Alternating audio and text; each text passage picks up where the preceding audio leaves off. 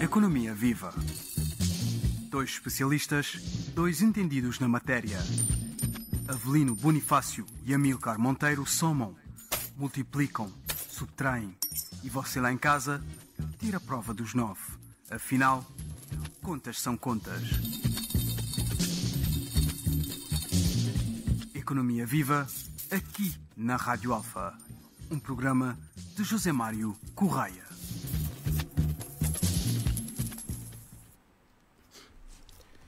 Saudações a todos os radio-ouvintes, eu sou Natalina Andrade, hoje excepcionalmente neste programa. Debatemos hoje o estado da nossa economia, numa altura em que se aproxima o debate do estado da nação no Parlamento cabo-verdiano, dívida pública, importância do turismo, setores alternativos ao turismo. No estúdio já temos Avelino Bonifácio, a quem cumprimento. Bom dia, obrigado pela sua presença. Bom dia, muito obrigado. Amílcar Monteiro, muito obrigada pela sua presença. Obrigado, bom dia. Muito bom dia. Para quem nos acompanha, podem sintonizar a Rádio Alfa 89.9 na Praia, 99.6 e 94.4 em Santiago Norte, 96.7 em São Vicente, Santo Antão e na ilha de São Nicolau. Nas redes sociais, através do Facebook Rádio Alfa CV. Damos início assim à Economia Viva.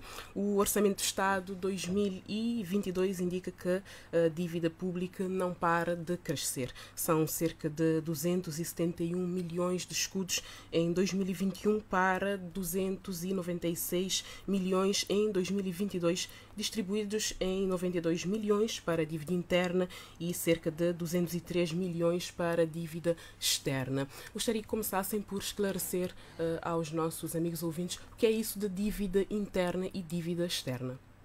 Avelino. Bom dia, colegas aqui no estúdio, bom dia aos radio-ouvintes da Rádio Alfa lá em casa. Falar da economia neste espaço e neste programa de Economia Viva, falar do estado da economia, para mim é sobretudo sem ignorar os indicadores, sem ignorar a situação macroeconómica da economia, é sobretudo falar da economia real, daquela economia que mexe com o dia a dia de todos os cabo-verdianos. Ou seja, para mim é falar da situação do emprego, do desemprego, da situação também da dívida pública, nomeadamente da dívida interna e da dívida externa.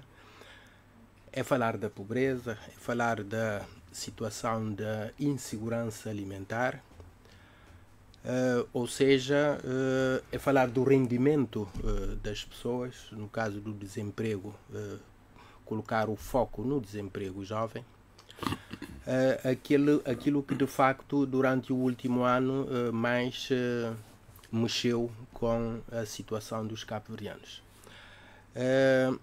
Perante o estado em que nós nos encontramos, eu penso que, tendo em conta o nível da pobreza que nós temos neste momento, a rondar os 30%, sensivelmente um terço da população cabo-verdiana está na situação de pobreza, tendo em conta o nível da insegurança alimentar, em que igualmente cerca de um terço da população, aliás mais do que isso, mais de um terço da população cabo-verdiana está em situação de insegurança alimentar, dos quais mais de 12% em situação de insegurança alimentar severa, se quisermos em situação de fome, tendo em conta o nível do desemprego jovem, que ronda os 29%, portanto na camada jovem, dos quais sensivelmente 32% da população é considerada a população net, aquela população que não está nem no sistema educativo, não está em nenhuma formação e não está no emprego, portanto o que é um indicador e uma percentagem extremamente alta, tendo em conta também o nível de endividamento público, muito mais do que o ritmo de crescimento do endividamento público. E eu aproveito aqui para colocar o enfoque particular na dívida interna, que tem crescido a um ritmo muito mais acelerado do que quer o ritmo do endividamento na sua totalidade, mais particularmente do endividamento externo, e tendo em conta que o nível portanto, o endividamento interno tem um peso muito maior para a economia, não só pelo facto de a taxa de juros ser uma taxa cobrada muito mais elevada, mas também pelo facto de todo o controle que, no caso do endividamento externo, o parceiro financeiro de Cabo Verde faz sobre o Estado antes de conceder, para as suas garantias, inclusive, para fazer antes de conceder os empréstimos, mas também porque o endividamento externo é particularmente para financiar programas e projetos de investimento, ao passo que o endividamento interno é sobretudo para financiar o tesouro. E quando o financiamento vai para o tesouro, grande parte desse financiamento vai para o consumo do próprio Estado. Ou seja, não há garantia de que haverá no futuro retorno do investimento que seria desejável que esse endividamento fosse canalizado para pagar o serviço da dívida. Portanto, tendo em conta também a corrida em massa dos jovens para a emigração neste momento, portanto, todos esses números, todos esses factos dizem-nos que a nossa economia não pode estar bem. Obviamente que o endividamento externo no ano passado, no decorrer do ano passado, cresceu cerca de 25,5 milhões de contos em um único ano.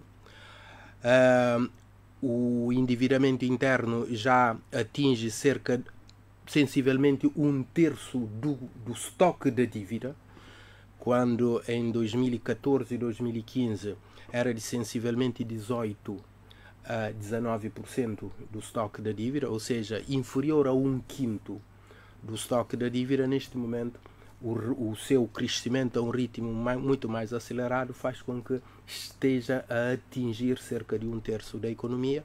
Isso faz com que o serviço da dívida esteja a aumentar, já neste momento, a um ritmo tão acelerado que constitui um peso enorme para o Estado, que terá que fazer desembolsos para o pagamento do serviço da dívida, ou seja, o reembolso do capital emprestado mais os juros, portanto, de curto prazo, fazendo com que o Estado fique cada vez com menos recursos para investir nas políticas sociais, por um lado, nomeadamente para mitigação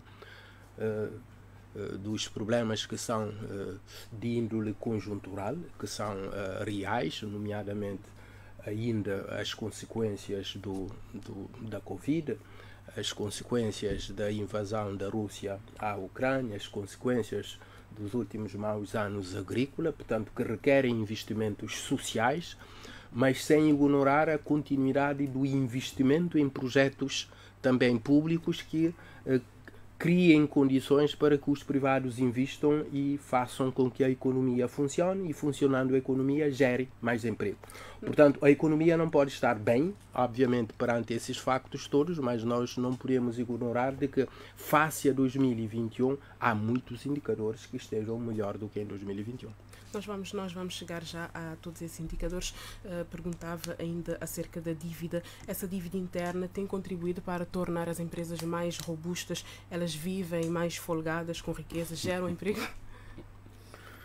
Bom, na verdade, eu queria começar numa outra perspectiva, que é, basicamente, nós temos que entender a economia como um sistema. Portanto, Cabo Verde tem um problema de dívida elevado, mas o que é que acontece com a produção nacional?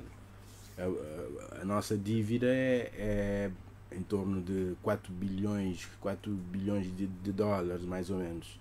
3 bilhões de dólares, mais ou menos. Portanto, o país produz pouco. E o Banco Mundial acabou de publicar um relatório que revela que a produtividade nacional é baixa. E esta é uma questão que é engraçada, porque eu já vinha dizendo isso, que há muitas evidências que o modelo que existe em Cabo Verde É um modelo que já esgotou, mas já esgotou há muito tempo. Agora o Banco Mundial vem dizer que é um modelo que já dava sinais de esgotamento desde 2008. E a outra questão que também nós temos estado a falar sobre é essa questão da produtividade. Em Cabo Verde a produtividade é extremamente baixa. Não é uma coisa como aumentar um pouco da produtividade, não. Nós precisamos de uma revolução na produtividade que acontece a nível da administração pública e da produtividade das empresas. Portanto, se o país gera pouca riqueza, então qualquer dívida é um problema. E parte da nossa dívida externa é dívida concessional, porque o Estado foi, a um determinado momento, aproveitou a onda do easy money, que era a disponibilidade de financiamentos concessionais para fazer grandes projetos. Mas é nesse ponto que o Estado perdeu, digamos, o rumo sólido do desenvolvimento. Porque neste momento Cabo Verde não é um sistema. Cabo Verde são 10 sistemas, ou 9 sistemas. Ou eu diria até 10, porque o interior de Santiago e a praia são duas realidades que não estão engrenadas. Não é? Depois temos aí as ilhas do turismo, que arrastam uma série de investimento em torno do turismo. E eu sou um entusiasta da matéria do turismo, mas um entusiasta da matéria do turismo que não entende que o turismo tem que ser a economia. Isso não existe. O modelo que nós temos, baseado em ajuda pública, baseado em apoio para financiamento concessional, supostamente baseado na ancoragem do setor privado, é um modelo que agora chegou ao momento de Cabo Verde urgentemente rever. Eu acho até que já perdemos tempo demais. Porque, repare, 2020 nós tivemos o Covid, mas 2021 foi em muitos aspectos pior do que 2020. Porque 2020, primeiro trimestre, as empresas funcionaram, mas o 2021 foi só no final do ano que veio a ter alguma dinâmica. Teve algumas tentativas de abrir, mas depois teve que se fechar. Então 2021 foi crítico. Depois, 2022, houve abertura, não é? Houve o levantamento das restrições e automaticamente a economia voltou a um patamar. Agora, ver esse retorno a esse patamar como crescimento económico é estranho. Se você quer dizer ao cidadão que Cabo Verde cresceu 17%,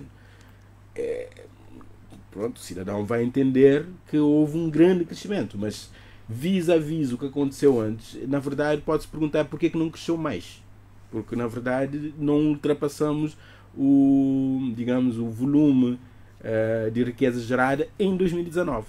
Portanto, quer dizer que na verdade não houve. Cabo Verde, no fundo, eu não sinto, pelo menos eu não sinto no dia a dia ir fazendo compras e verificar como é que as coisas funcionam, e eu não sinto vendo os números de Cabo Verde. Não sinto, não há uma dinâmica. Tipo, a economia mundial hoje em dia está toda organizada em setores de ponta, de tecnologia, de drones, de inteligência artificial. Portanto, Cabo Verde não está ancorado a esse tipo de economia de elevado crescimento. O mundo vai ter sempre crises, e nós temos o mesmo país frágil que tínhamos em 75. É o mesmo país. Digamos que agora há mais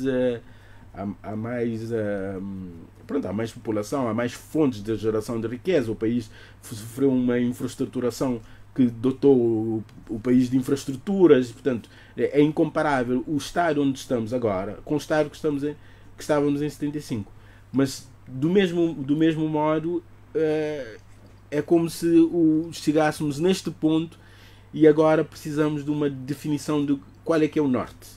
Não é? As ilhas estão fracamente interligadas, a economia é fragmentada, o turismo funciona como um enclave, sozinho, anda sozinho. Portanto, e quando é assim, eu também não consigo perceber, eu não consigo ter uma aspiração positiva para os próximos 20 anos se não houver uma transformação.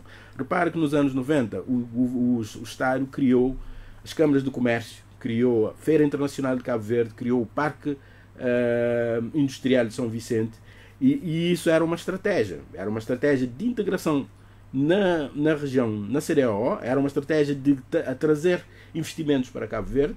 Neste momento as câmaras estão em silêncio. Não ouço falar da Câmara de Comércio. A Câmara de Comércio não intervém no espaço público, não defende as empresas. Quando o Estado recorre a dívida aos bancos nacionais para fazer empréstimos, e como disse o Avelino, há um efeito no setor privado. Para os bancos é mais rentável emprestar para o Estado do que para as empresas. Então os bancos, quanto mais o Estado recorrer aos seus cofres, mais os bancos aumentam do lado privado, porque do lado do Estado não há risco, do lado privado há risco. Então, portanto, o Estado distorce a economia. E esse é um problema que nós temos em Cabo Verde, e ideologicamente nós não vamos conseguir resolver esse problema, porque de um lado o partido do poder, o MPD, sempre defendeu que o Estado deve sair da economia e vendeu-nos a ideia de que o Estado não sabe gerir, que o Estado tem que sair, que o Estado, o que liberar a economia da presença do Estado torna a economia mais forte. Essa é uma teoria, é uma tese. E do outro lado, o PAICV vem de uma ideologia do Estado forte. Então, essas duas ideologias têm batido cabeça, e ao mesmo tempo Cabo Verde tem perdido tempo. E agora, quando os jovens saem do país, eu creio que era um momento de para tudo, vamos ver, porque se os jovens estão a sair do país, alguma coisa está a acontecer, porque o nosso país continua a ser um país interessante para passa-sabe, não é? As pessoas vêm de férias, curtir a Morabeza, curtir as ilhas, mas para trabalhar é um país difícil, um país onde se ganha baixos salários, é um país onde a tributação é elevada, é um país onde o mercado interno é fracamente regular. Você vai no chinês, qualquer coisa que você compra, eles acrescentam mais 20 escudos sobre o preço, qualquer coisa. Então você vive numa economia que está fragmentada, e eu não sinto uma perspectiva de uma economia dinâmica, pujante, que esteja a crescer para ocupar uma posição daqui a 20 anos que lhe permita tirar vantagem das oportunidades que Cabo Verde tem dentro desta região. Portanto, basicamente...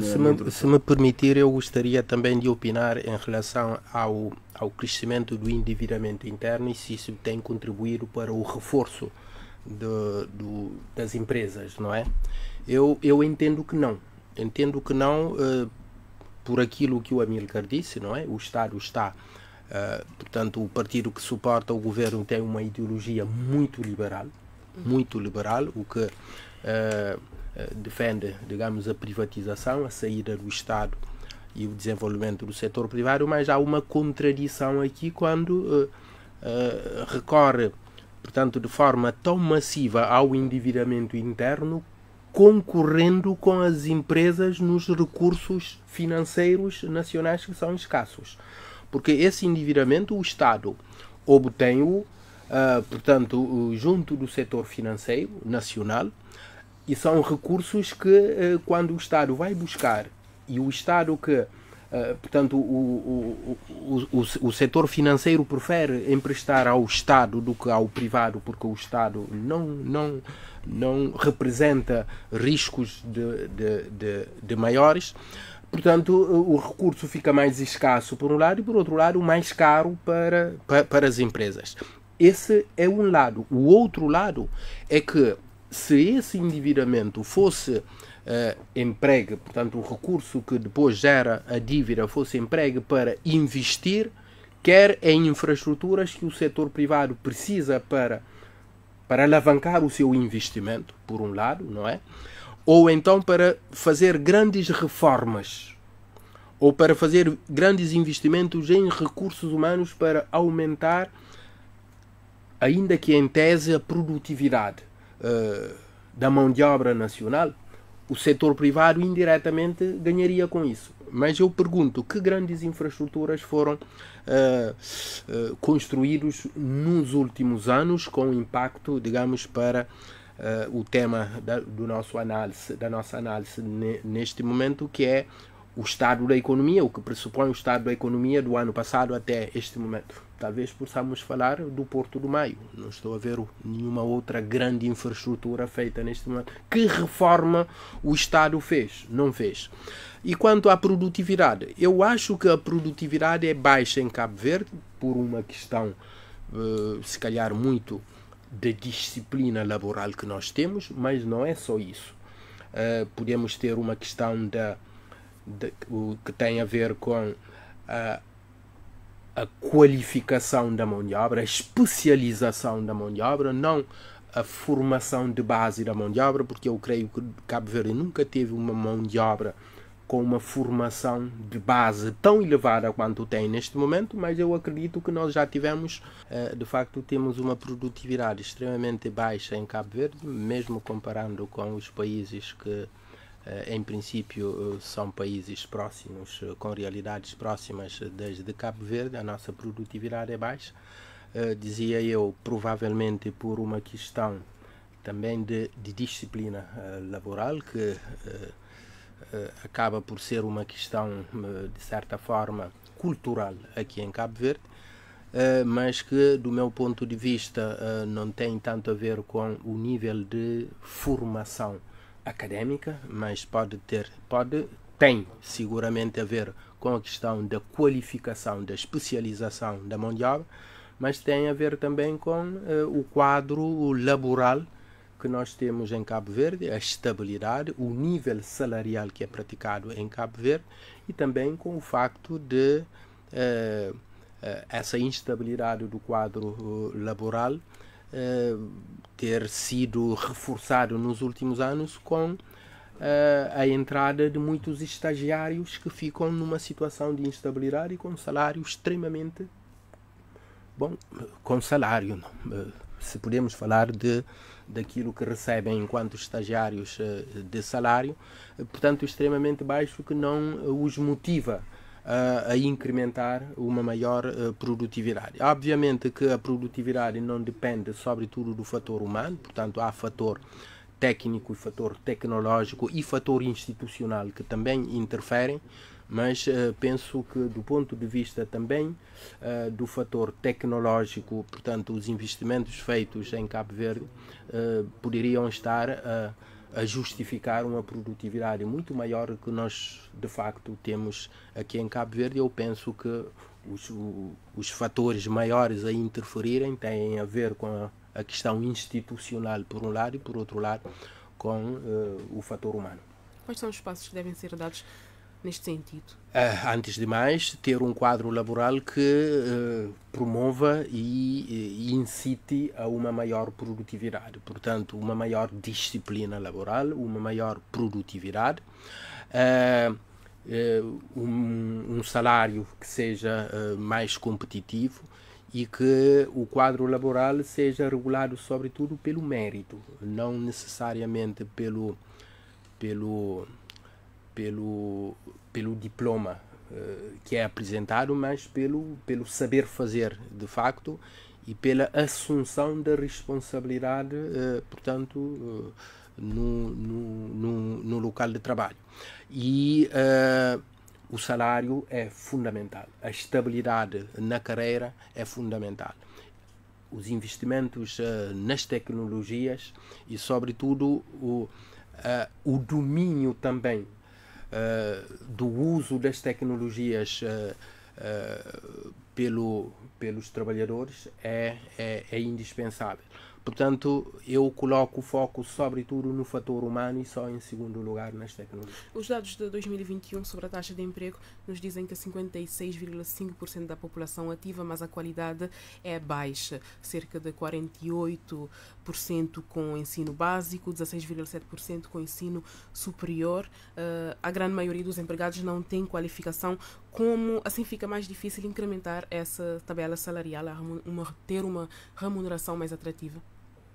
Sim, grande parte da população empregada em Cabo Verde tem um ensino secundário. Portanto, por aí já podemos entender que a produtividade é baixa também, porque estamos a falar de qualificações, digamos, de menor valor acrescentado. Mas é preciso também entender que quando nós falamos de produtividade, nós estamos a falar na capacidade que o país tem de criar riqueza a partir da sua mão de obra, não é? E os dados do INE têm demonstrado que a produtividade tem sido baixa em quase todas as ilhas, mas São Vicente tem se destacado. Tem mais indústria, está mais organizado, está mais voltado para a exportação. Eu fico a pensar nessa questão da produtividade, principalmente porque Cabo Verde, nos últimos 20 anos, fez uma aposta forte na introdução de tecnologias.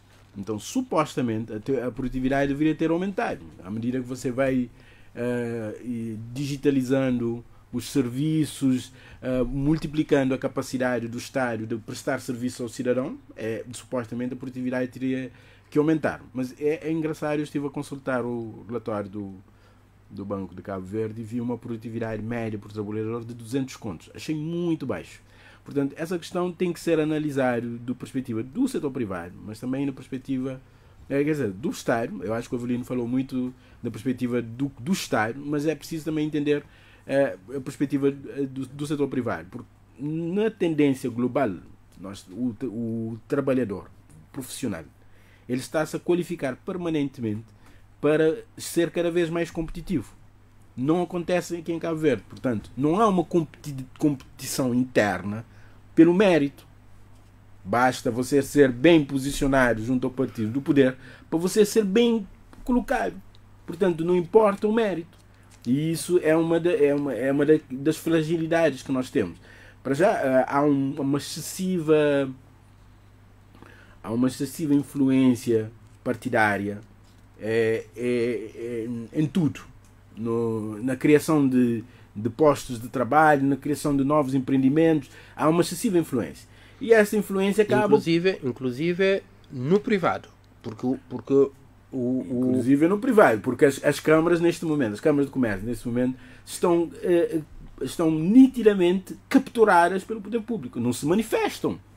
Não há uma atitude das câmaras de comércio de uso do seu papel que lhe cabe enquanto representante do patronato, de trabalhar com o governo no sentido de melhoria do ambiente de negócios. Toda a agenda de reforma que Cabo Verde tinha pré-2008 desapareceu. Não se fala mais numa série de coisas.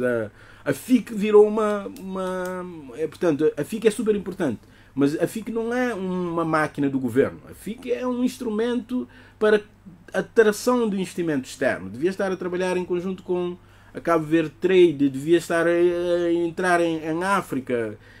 Parece-me que há um desnorte do papel das instituições. Ou servem o Estado, ou servem o partido que está no poder. E neste momento, o que eu vejo dessa engrenagem, dessa máquina, é que eles de repente perderam-se. Agora não servem ao Estado, servem a quem está a dar ordem no momento. E isso é muito arriscado, porque Cabo Verde tem tantas fragilidades que ou atuamos em conjunto com uma estratégia, com sinergias, para gerar oportunidades efetivas para as empresas e para o cidadão. Portanto, se você estiver a trabalhar no Estado, você enquadra-se dentro de um PCCS, ou de um quadro de funções. E você trabalha só nesse quadro de funções.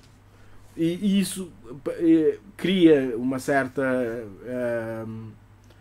há muitos problemas na função pública que precisam ser analisados com profundidade. Não sei se eu devia entrar por aí, mas é uma das questões que me preocupa. É ver que a administração pública não tem timing que o privado precisa. Não tem timing. Trabalha no seu ritmo. Às 4 horas todo mundo fecha e vai para casa.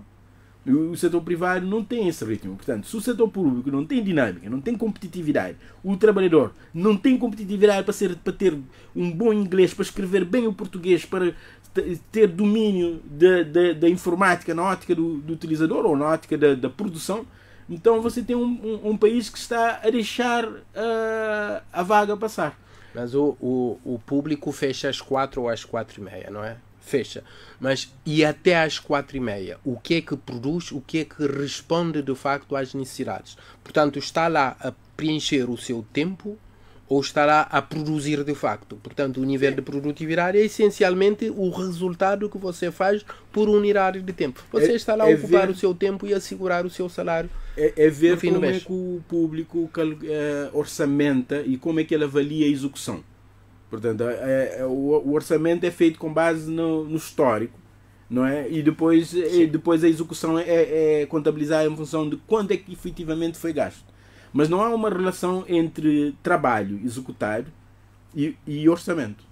Portanto, quando o público chegar neste ponto de avaliar o cumprimento da execução por hora gasta, então estaremos no ponto de ver a produtividade como um instrumento para a geração de riqueza. Então, falou-se muito da questão da dívida, mas, mais uma vez, nós podemos focar na dívida e perder muito tempo a olhar para a dívida, os números da dívida, a composição da dívida, a natureza da dívida, etc. Mas, se não há geração de riqueza, essa dívida vai ser cada vez mais sufocante. Se o país produzir muita riqueza, se a economia, se os privados, se houver espaço para os privados gerarem muita riqueza, portanto, com muita ligação interilha, muito tráfico de bens e pessoas entre as ilhas, e também com os nossos vizinhos, Brasil, Senegal, estaremos necessariamente num outro patamar, e essa dívida já não será tão preocupante. A nossa economia está ainda ancorada em setores que são críticos, né? Turismo, transportes, comércio. O turismo, por exemplo, se hoje acontecer mais uma pandemia, como interligar esses setores para que haja uma economia desenvolvida de forma global, não é? Para que não fique tão frágil assim. Sim, esse é mais um aspecto que eu acho que já é um modelo que já mostrou-se esgotado, não é? A concentração em torno do turismo, quando são apresentados os dados de Cabo Verde, 25% do PIB deriva do turismo, e que em termos de efeitos indiretos que chega até a 44%. Quando nós vemos outras economias, portanto, não há nenhum outro caso há um ou outro caso, mas não há muitos casos de economias que tenham mais de que 15% do PIB ligado ao turismo. Eu acho que não há muitos casos. É um ou outro caso. Mas esse caso de 15% é Seychelles, mas que não depende só de turismo. Portanto, tem outras economias, tem outras, digamos, polos económicos que contrabalançam. Cabo Verde está a pôr todos os ovos no mesmo saco. E turismo já mostrou-nos que turismo é flutuante. Turismo não é uma atividade corrente. Há flutuação durante o ano, há época alta, há época baixa. Mas depois, dentro do mês, há 15 dias de alta e 15 dias de baixa. Portanto, quem está a investir no turismo, o mesmo Estado, Estado investe no turismo. Por exemplo, o Estado investe em infraestruturas na ilha de São Nicolau, por exemplo. Mas São Nicolau tem recebido em torno de 300 a 1.300 turistas por ano. O que significa que nem o setor privado está a ver a cor do dinheiro, nem o Estado. Quer dizer, há momentos do ano onde São Nicolau esgota. Há festas tradicionais, carnaval, as pessoas vão para a ilha, não há alojamento, então... Mas o exemplo que eu estou a tentar mostrar é que durante o ano a taxa de ocupação dos hotéis em Cabo Verde é baixa. É em torno de 30%. Portanto, o Estado abre mão da economia, não faz planeamento, deixa que os privados façam investimento. Então, na Ilha do Sal, há o triplo da capacidade de alojamento versus de ocupação. Está a perceber? Quer dizer, quem está a investir não está a ter retorno, porque ninguém tem retorno com uma taxa de ocupação tão baixa. E indo à frente com esta abordagem de permitir que o privado faça investimento sem um planeamento, sem uma definição, tipo um exemplo mínimo seria na zona de Quebra-Cadeira. Quantos bares e restaurantes é preciso ter na zona de Quebra-Cadeira? De repente, se pode ter 10, tudo bem.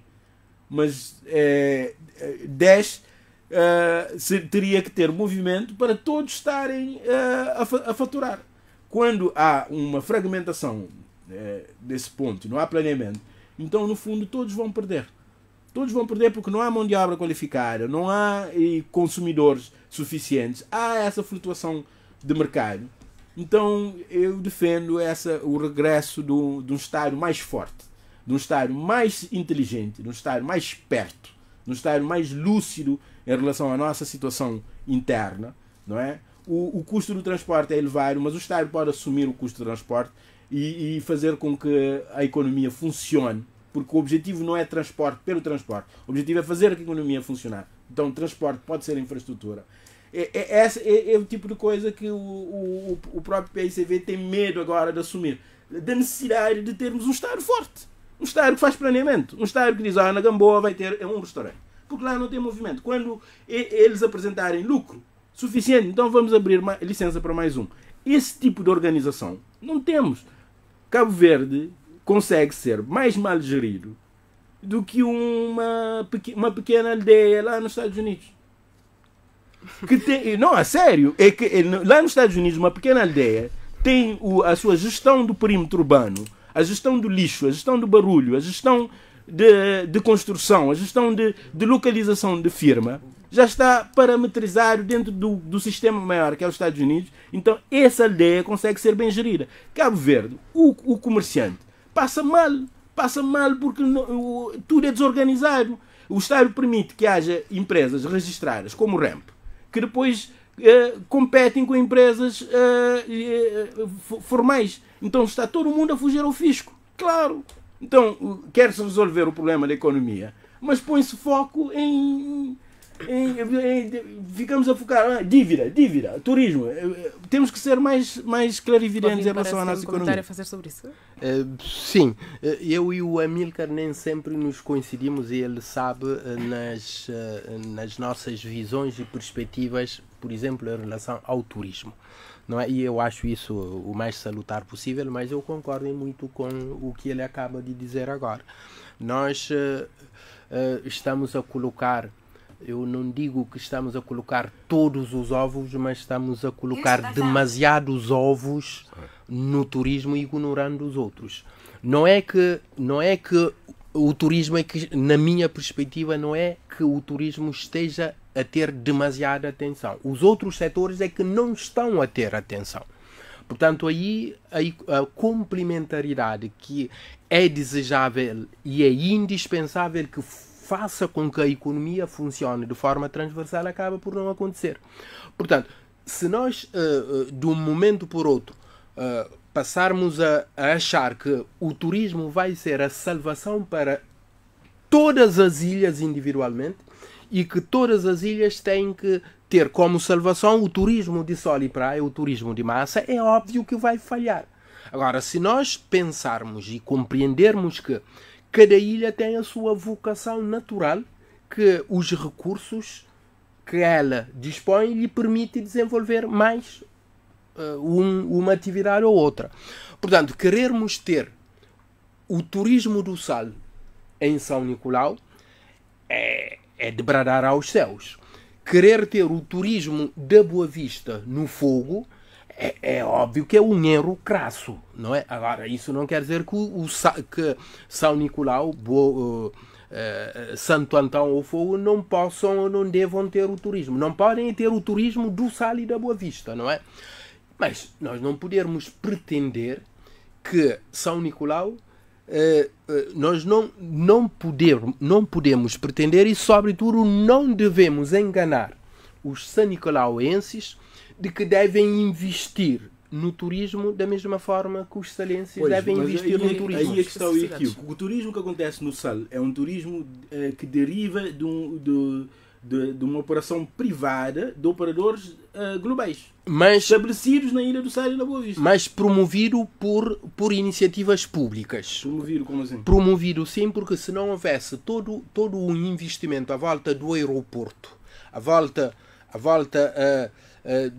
de alguma infraestrutura que é feita para alavancar o investimento privado, portanto, esse investimento privado não funcionaria. Da mesma forma que não aconteceria na Boa Vista. Que o turismo deriva de uma orientação do Estado. Sim. Mas quem opera, quem define a época alta, a época baixa, quem gera o turismo não é o Estado de Cabo Verde. O Estado de Cabo Verde arrecada taxa turística e arrecada impostos que derivam da operação aérea.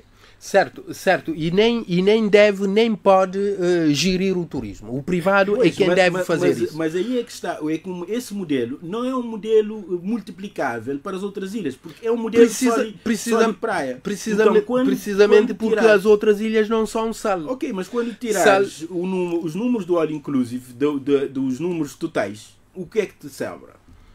Sobra não muita coisa, precisamente porque não temos 90%. Era suposto que em Santo Antão, em Santiago, em São Nicolau, no Fogo, nós investíssemos em atividades que permitissem criar valor acrescentado e vender ao mercado turístico do Sal e da Boa Vista. Por isso que eu disse. Nós não fazemos isso. Estamos quase com aqui uma limitação de tempo, precisamente. Enquanto isso, também temos um setor que não dá o salto, que é a agricultura. Enquanto isso está adiada a verdadeira indústria agrícola, tal cadeia de produção, escoamento, abastecimento de hotéis, pecuária associada. Temos aqui um país dividido para basicamente uma parte que consome e uma parte que produz, mas depois há uma dificuldade em interligar isso. Pois, por isso é que eu estava a falar do sistema, porque não é suposto que todas as ilhas sejam agora ilhas turísticas. O que é suposto é nós termos um planeamento de atividade económica dos diferentes setores e haver uma complementaridade.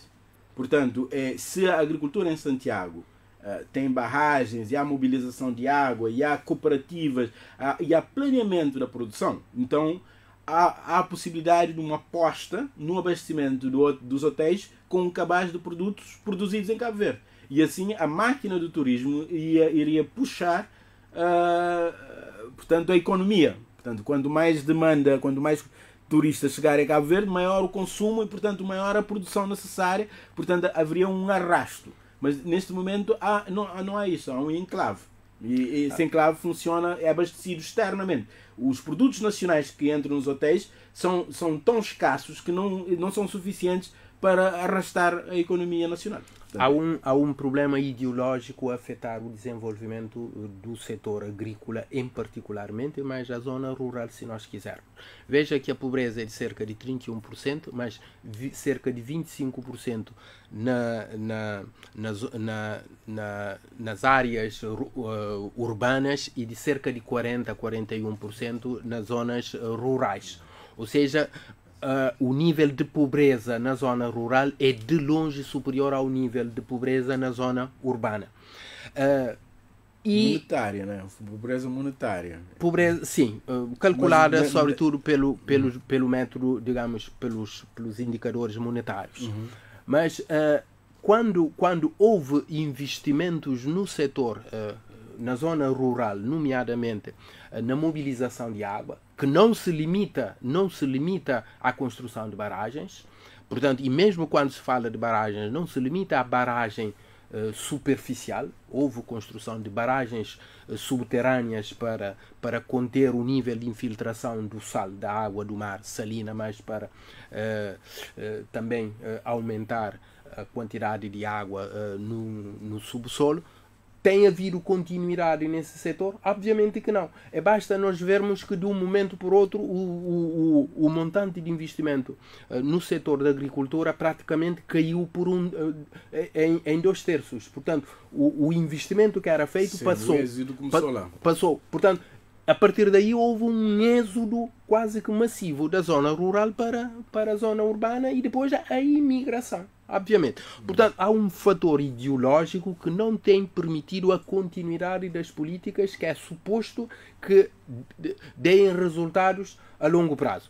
E quando nós formos ver, por exemplo, os componentes do produto interno bruto, nós vemos que o investimento no setor primário, que é a agricultura, que é pesca, que são as extrações, portanto, a composição é ínfima. Eu creio que estará na ordem dos 13%. Nem sei se chega a isso. 12, 13% de todo esse portanto, a participação desse setor primário, quando era suposto que nós tivéssemos uma participação muito maior e que, sobretudo, estaria neste momento a compensar em parte o aumento do preço dos alimentos que decorre da questão da guerra na Ucrânia. Portanto, o problema de acesso aos alimentos, por um lado, mas também o aumento do preço dos transportes faz com que os alimentos cheguem a Cabo Verde a preços extremamente... Agricultura, pesca e indústrias extrativas contribuem para 4% do PIB. Portanto veja só, porque não há continuidade. Portanto, chega, tem uma visão, faz certos investimentos que depois são investimentos feitos que não dão qualquer retorno porque estão lá, portanto, sem qualquer exploração no nível que era desejável. As próprias barragens são um exemplo disso. Foram construídas, as barragens são todo o sistema de adução, todo o sistema de furos e de construção de reservatórios, todas as infraestruturas para tratamento dos produtos, para a sua circulação dentro do país. Refiro-me, por exemplo, aos centros de expurga que foram construídos em Santo Antão para permitir que os produtos agrícolas pudessem chegar a São Vicente, Sal e Boa Vista. Portanto, todos esses investimentos de um momento por outro ficam sem retorno. Pois, porque também não há um diálogo profícuo. O Estado praticamente não ouve a voz do privado. O Estado faz as suas intervenções, manda fazer esses centros de expurgos, essas barragens, e depois, se o privado não estiver envolvido de forma efetiva, o resultado é termos essas infraestruturas, mas não serem subaproveitadas. Estão a ser. Eu disse num dos programas que o Estado em Cabo Verde foi capturado pelos partidos, quando o Estado deve ser um produto da sociedade. E em Cabo Verde os dois partidos capturaram o Estado e capturaram a sociedade. Portanto, cada um gere, portanto, conforme a sua visão.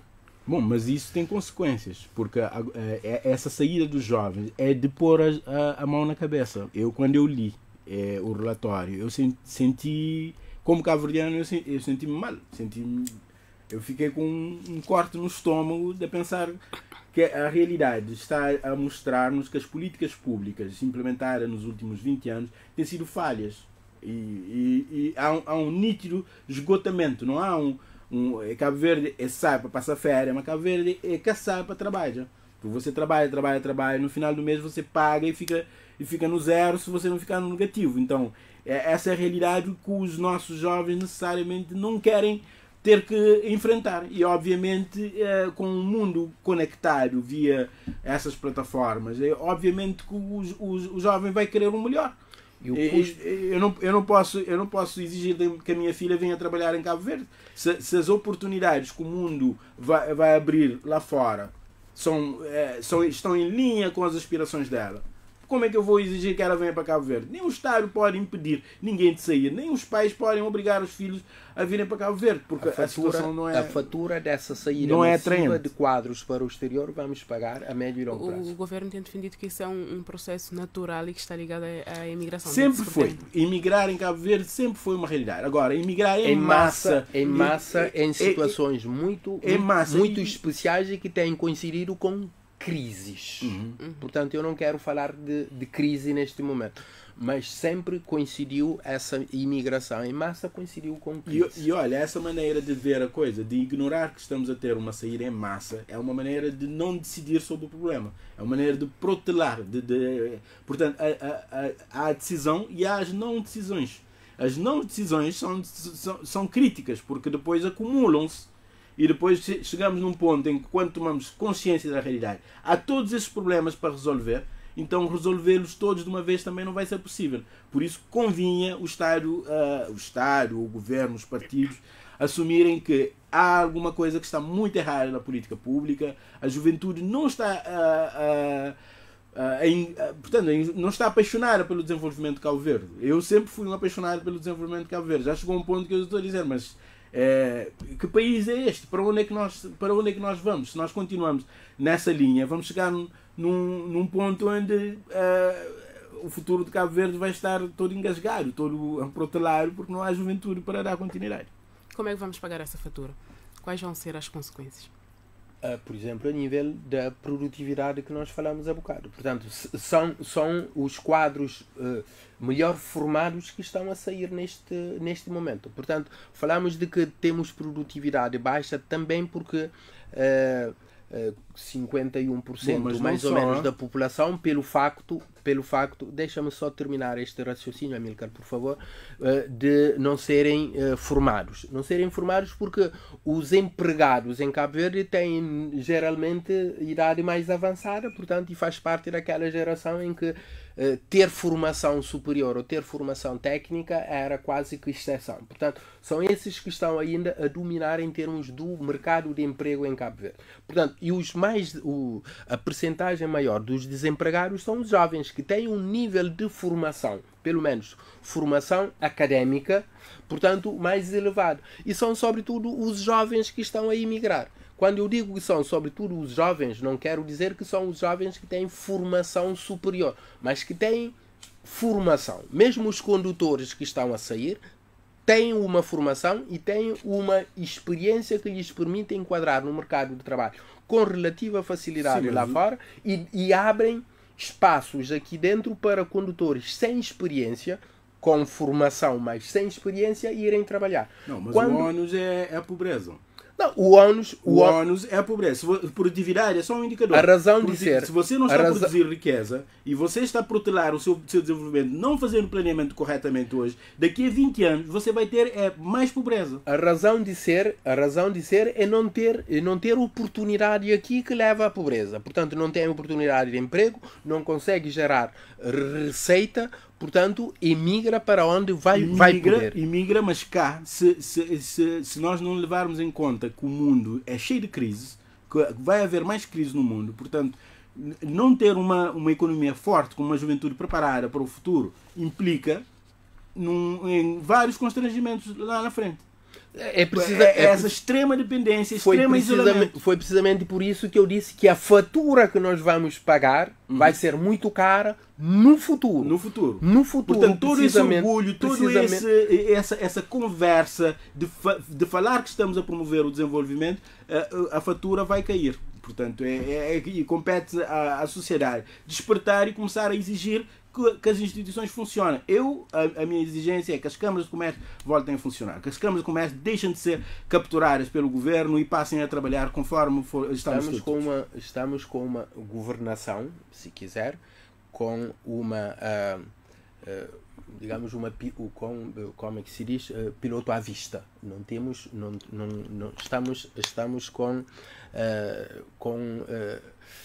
não estamos com uma visão de futuro e com uma planificação para alcançar essa visão. Estamos a navegar à vista. Estamos com uma navegação à vista. Portanto, estamos a governar. É arriscar o falar em governar. Estamos a administrar o dia a dia. Isso traz impacto de longo prazo muito grande. O que é que leva os governos a governar dessa forma, a olhar para o hoje e não pensar nas consequências que vão chegar amanhã? Bom, eu não sei se eu consigo responder-te a essa pergunta, mas eu vejo que no caso de Cabo Verde é como se nós vivêssemos numa bolha. Num determinado momento as pessoas até falam que Cabo Verde está blindado contra a crise externa. Isso não podia ser uma inverdade total. Cabo Verde é um país extremamente dependente do exterior. 90 e tal % do consumo é importado. Toda digamos a economia é frágil. Nós temos uma moeda pendurada ao euro. A zona euro é uma zona instável neste momento. Se a moeda europeia desvalorizar, o poder de compra de Cabo Verde cai na mesma proporção. Sim, não, desvalorizou grandemente.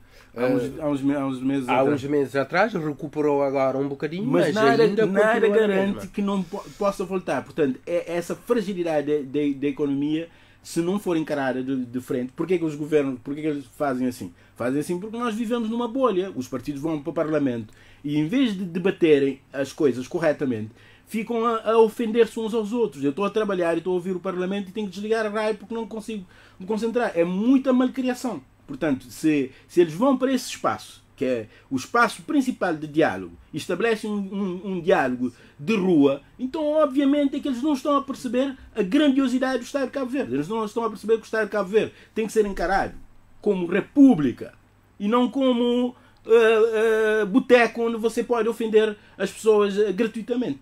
Portanto, eu acho que está na hora de nós... Eu tento responder a tua questão. Porquê é que se faz essa navegação à vista? Faz-se essa navegação à vista porque os partidos dependem de resultados de curto prazo. Portanto, é o populismo. De eleições. É o voto para obter... É a navegação para causar a impressão de que eu estou a ter um bom desempenho e, consequentemente, ter o retorno em termos de voto de curto prazo, sem ter em conta aquilo que são as consequências de longo prazo. E esse Estado forte que falaste há pouco não combina muito com isso, né? Posicionamento. Sim, um Estado forte seria um Estado também que ausculta, um Estado que não deixa que as decisões que importam sejam tomadas apenas por uma pessoa. Portanto, é um Estado que tem um elevado grau de diálogo e um diálogo regular, inclusivo, que permita que as populações mais distantes possam participar. Pessoas que não estão no centro, não estão aqui na praia, não estão em São Vicente, parece que estão desligadas do poder. Então as pessoas estão a sobreviver, as pessoas fazem a sua vida a tentar sobreviver. Portanto, um Estado forte seria um Estado que supre, um Estado que não deixa que haja ruptura nos medicamentos, um Estado que entende que determinada empresa pública não pode ser privada porque há um interesse maior do Estado, que essa empresa tem que ser pública para servir a todos. Um Estado que garante que a saúde, a economia, a saúde e a educação são pilares do desenvolvimento. Portanto, eu aposto nesse Estado forte e vou continuar a defendê-lo. Creio que assim chegamos ao fim do nosso debate de hoje. Foi isso, ouvintes. Mais uma edição do programa Economia Viva. De todos nos despedimos. Agradecemos a vossa audiência. Estaremos aqui de volta para a semana. Até lá. Economia Viva. 2 especialistas, 2 entendidos na matéria. Avelino Bonifácio e Amílcar Monteiro somam, multiplicam, subtraem. E você lá em casa, tira a prova dos 9. Afinal, contas são contas. Economia Viva, aqui na Rádio Alfa. Um programa de José Mário Correia.